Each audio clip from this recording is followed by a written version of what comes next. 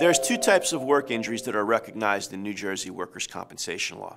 The first is the specific accident. That's a very easy one to understand. There's a particular moment when you sustain an injury. You fall down the stairs and break your leg. You're a truck driver and you get into an accident. You can say that on this day, at this time, these injuries occurred. The second type, though, is much less well understood.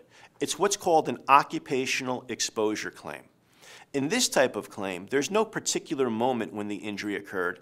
It's as a result of either repetitive motion or exposures over a long period of time.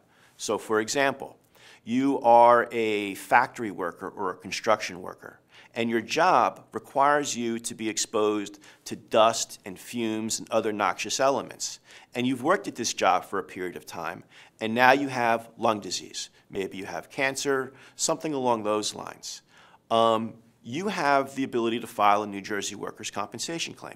There's no 1 second or one moment that we can point to and say, this is when this individual got lung disease. It's the result of accumulative exposures over the long period of time.